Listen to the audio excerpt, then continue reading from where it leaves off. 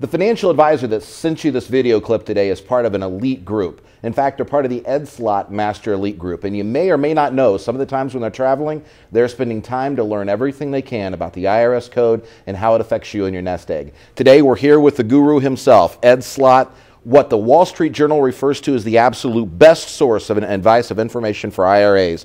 Ed, my friend, what would you like to add today? Well, that's it. I'm talking about the Pension Protection Act provision. If you're a non-spouse beneficiary, or take it the other way, you're in a 401k. Non-spouse meaning you're a kid, anybody but a wife or husband. Right, a friend, a partner, a child, a grandchild.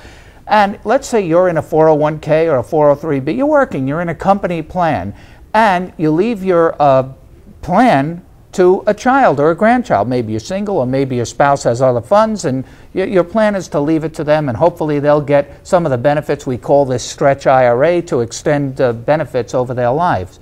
Or you're retired, but you left the money in the plan, and the beneficiary is a non-spouse. The problem was, after you died, the plan might cash out that child or grandchild. By cash out means you've saved for 30 years, now you have $400,000 in there. Then the plan in 30 seconds gives a check to your child, and it's all taxable. End of story. They get a few crumbs left. Well, the Pension Protection Act that Congress created felt that wasn't fair, and they changed it, allowing a provision for non-spouses to, after you inherit, let's say your dad died with a 401k, and the funds could be moved from the 401k to your own inherited IRA. Or from your point of view, if you're the one with the 401k, you had money in a 401k and you left it there, you were told after this new law, hey, it's okay to leave it there, because after you die, the plan can roll it over to your son or daughter's IRA, and they could take distributions for the rest of their lives, building a fortune. And that's what you were told. That's what the law says. And that's what you read about in the media. But that's not the way it's going to come out, because IRS reinterpreted the rules in a slightly different fashion, saying that might not happen because there were all kinds of restrictions. For example, they said, well, the plan doesn't have to allow it. Well, that may knock out half the opportunities right there. Who knows if a plan's going to allow it? So you're going to have your whole estate plan dependent or at the mercy of the plan, whatever they decide. Even if you go to the plan today and ask them, are you going to allow this? And they say yes. You may die in 3 years from now. They might say, you know what, scratch that. It's too much paperwork. Right. You know, we're not going to stick by that. And you know, a lot of people, you know, I live in the Midwest, but we have over 250 advisors in our group, 39 states right now. It's still growing.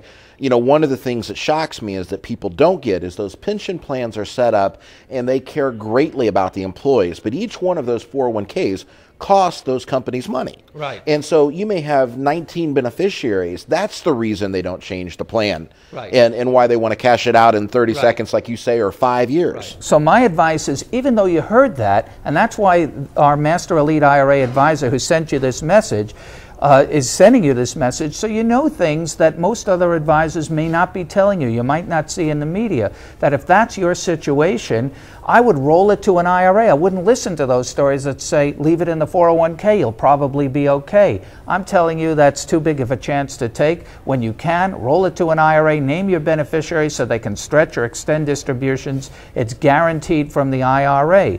But even in the Pension Protection Act, they have all kinds of provisions where you can get advice if you're in a 401k from a fund company and other advisors. And generally those advisors who don't know a lot of the nuances because they're not up on the distribution side may say, yeah, we'll help you do a rollover without even asking you if you have, for example, company stock in the plan.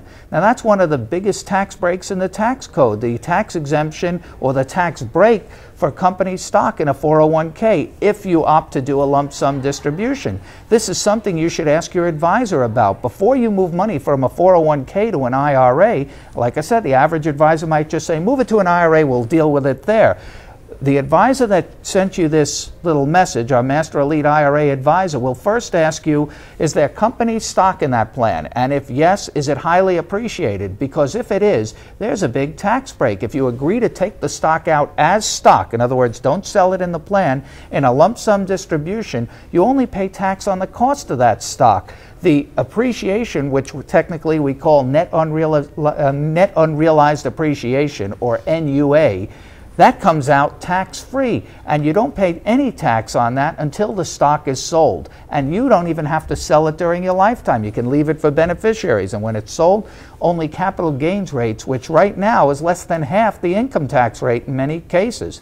So these are just a couple of situations where the standard advice you might see in the media from the average advisor is not the advice that's going to be best for you, and you might be missing out on some big tax breaks. So, you know, and thank you for that, Ed. But just in short, the part that's confusing is the Congress acts, the media writes, we interpret it as advisors, consumers interpret it, you think it's done, and then all of a sudden the IRS applies it different. There's always things happening. And on behalf of our group and our organization, Ed, thank you so much for the information that you're able to get to us. We appreciate it.